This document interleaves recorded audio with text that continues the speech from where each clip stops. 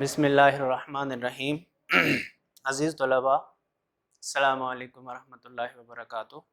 آج ہم 9th class کا ایک سبق ڈرامہ سکون اس کو پڑھنے جا رہے ہیں، اور یہ ایک ڈرامہ ہے، اور آپ حضرات کو اس بات کا پتہ ہے کہ ایک طرح کی جو نثری تحریریں ہوتی ہیں وہ 3 ہوتی ہیں: ڈرامہ، افسانہ اور ناول، جس کو کریکٹرز کے ساتھ، کرداروں کے ساتھ پیش کیا جاتا ہے۔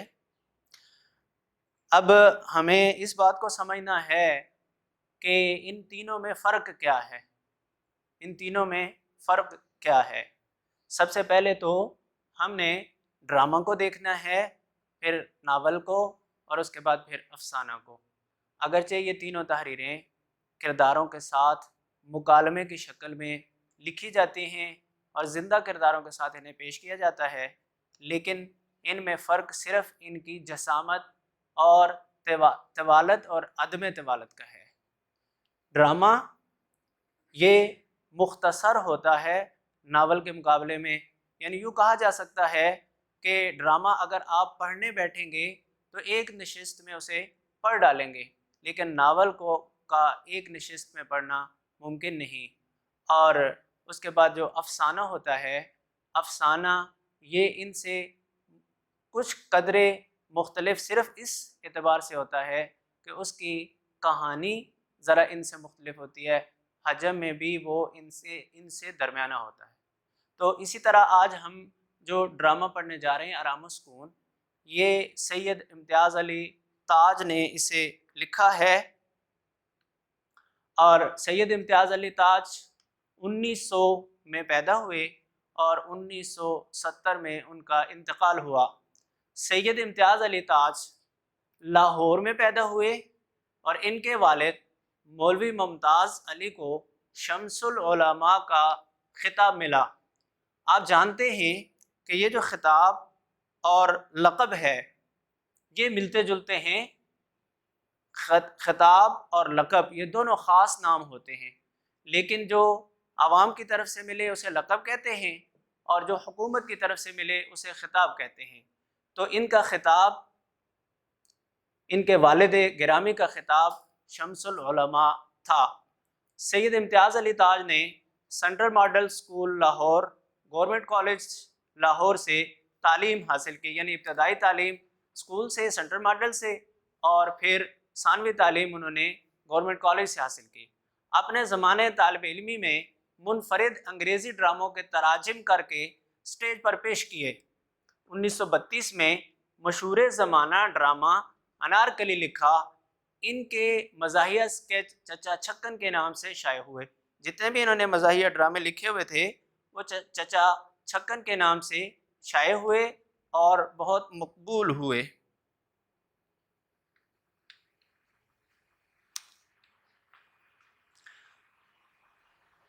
رسالہ تہذیب نسواں اور پھول، 2 رسالے یہ جب چھپنے لگے تو ان کے یہ مدیر رہے۔ مدیر کہتے ہیں اس لکھنے والے کو جو وہ کالم لکھے جو اس رسالے یا اس تحریر یا اس اخبار کی ترجمانی کر رہا ہو، اس کو مدیر کہتے ہیں، اور مدیر مالک کو بھی کہتے ہیں۔ تو یہ جو 2 رسالے تھے ان میں انہوں نے اداریے لکھے۔ ریڈیو پروگرام پر پاکستان ہمارا ہے شروع کیا، اور ریڈیو کے درجنوں ڈرامے اور فیچر لکھے۔ بہت سی فلمی کہانیاں بھی تحریر کی۔ وہ مجلس ترقی ادب لاہور کے سیکرٹری بھی رہے۔ یہ مجلس ترقی ادب یہ ایک تنظیم بنی تھی جو ادبی اعتبار سے زبان کو آگے بڑھانے کے لیے، اس کو ترقی اور ترویج دینے کے لیے یہ کام کر رہی تھی۔ اپریل 1970 میں ان کو ایک نامعلوم شخص نے قتل کر دیا۔ سید امتیاز علی تاج کے ڈراموں میں تمام لسانی خوبیاں موجود ہیں۔ زبان کے اعتبار سے آپ اگر ان کو یہ کہیں کہ گرامر کے اعتبار سے ان میں کوئی غلطی ہو، فصاحت و بلاغت کے اعتبار سے ان میں کوئی غلطی ہو، یا ان میں کوئی کمی ہو، ایسا بالکل نہیں، بلکہ پورے پورے معیاری طرح کے ڈرامے آپ نے لکھے ہیں۔ ان کی تحریر سادہ اور بے تکلف ہے، ان کی تحریر سادہ اور بے تکلف ہے۔ سادہ سے مراد یہ ہوتا ہے کہ اس میں کوئی پیچیدگی نہیں، اور بے تکلف سے مراد یہ ہوتا ہے کہ اس میں کسی طرح سے کوئی بزور کوئی کام نہیں کیا گیا، بلکہ اپنی طبیعت کے مطابق روانی کے ساتھ جو کام وہ کر سکتا ہے کوئی آدمی وہ کرے، تو اسے کہتے ہیں کہ یہ بے تکلف کام کر رہا ہے۔ اور وہ الفاظ کا استعمال بڑے سلیقے سے کرتے ہیں، اور معمولی الفاظ کو بھی اتنی خوش اسلوبی سے استعمال کرتے ہیں کہ وہ قاری کے ذہن پر گہرا اثر مرتب کرتے ہیں۔ خوش اسلوبی سے کرتے ہیں، اچھے طریقے سے کرتے ہیں، اچھے طریقے سے کرتے ہیں۔ ان کے ڈراموں کی زبان سلیس اور رواں ہے، سلیس اور رواں ہے۔ سلیس ہے آسان ہے، اور رواں ہے بغیر کسی رکاوٹ کے ہے۔ امتیاز علی تاج کرداروں کی تخلیق میں بڑی فنی مہارت کا ثبوت دیتے ہیں، یعنی وہ اپنے کسی بھی ڈرامہ جب لکھنے بیٹھتے ہیں تو اس کے لیے جن کرداروں کو انہوں نے منتخب کرنا ہوتا ہے، اگر کوئی ان کے فن کے اعتبار سے دیکھا جائے تو وہ انتہائی مناسب ہوتے ہیں اور انتہائی مہارت دکھا رہے ہوتے ہیں۔ وہ اپنے کرداروں کو نفسیاتی تجزیے کے ساتھ آگے بڑھاتے ہیں۔ نفسیاتی طور پر آپ یہ دیکھ رہے ہوتے ہیں کہ بات چیت چل رہی ہوتی ہے، نفسیاتی طور پر تبدیلیاں اور اتار چڑھاؤ آتا رہتا ہے۔ اب وہ ایک کے بعد دوسرا جو کردار آئے گا وہ نفسیاتی اعتبار سے وہاں پورا مناسب ہوگا، یعنی اس اعتبار سے انہوں نے ان کو ترتیب دینا ہوتا ہے۔ وہ محض کٹ پتلی نہیں ہوتے، بلکہ جاندار، زندہ اور متحرک ہوتے ہیں، یعنی ان کو وہ کوئی کاپی بنا کر، ڈپلیکیٹ بنا کر، یا کوئی اور انسانوں کے زندہ کے علاوہ کوئی اور طریقہ اختیار کر کے ان کو نہیں پیش کرتے، بلکہ وہ باقاعدہ ایسے کردار پیش کرتے ہیں جو زندہ اور متحرک ہوتے ہیں۔ امتیاز علی تاج کے ڈراموں میں چستی، برجستگی اور بے ساختگی ملتی ہے۔ امتیاز علی تاج کے ڈراموں میں 3 صفات بیان کی ہیں۔ نمبر 1 چستی ہے، یعنی ان ڈراموں کے جو کردار ہیں یا ان کو جو پیش کر رہے ہوتے ہیں وہ اس طرح پیش کریں کہ ان میں نظر آنے میں چست معلوم ہوں، ایسی ان کی تحریر ہی اس طرح کی ہوتی ہے۔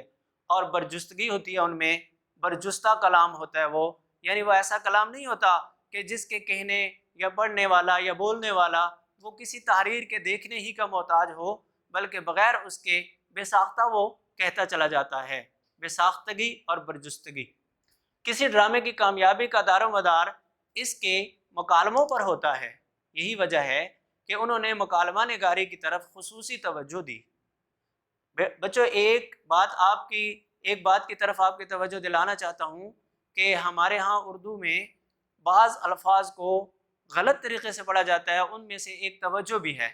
اس کو عام طور پر توجہ پڑھا جاتا ہے، حالانکہ یہ توجہ نہیں، یہ تتبع کی طرح اور تصرف کی طرح یہ توجہ ہے۔